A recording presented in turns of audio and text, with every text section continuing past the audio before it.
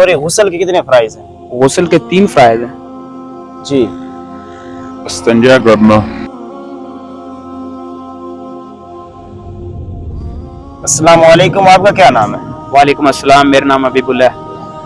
بھائی ابھی آپ سے چند ایک اسلامی سوال پوچھیں گے، پھر آپ نے ان کا جواب دینا ہے، ٹھیک ہے؟ اچھا یہ بتائیں کہ وضو اس کے کتنے فرائض ہیں؟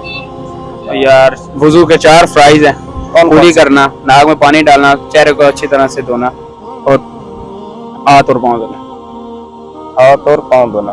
یہی ہے۔ دوبارہ بتا دیں۔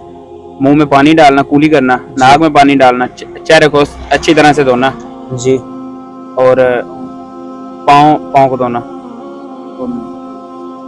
کونیوں تک بازو دھونے۔ یہ تو 5 ہو گئے۔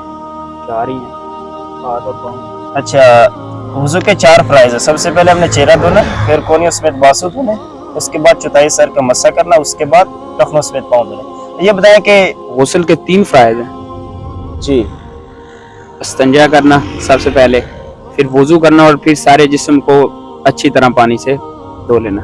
غسل کے 3 فرائض ہیں، سب سے پہلے ہم نے غرارہ کرنا، یعنی حلق تک پانی جانا چاہیے، اور اس کے بعد ناک کی نرم ہڈی تک پانی پہنچانا، اور اس کے بعد ہم نے پورے جسم پر اس طرح پانی پھینکنا ہے کہ کوئی بال بھی خشک نہ رہے، ہر ایک بال گیلا ہو جائے۔ اچھا یہ بتائیں کہ تیسرا کلمہ سنا دیں آپ۔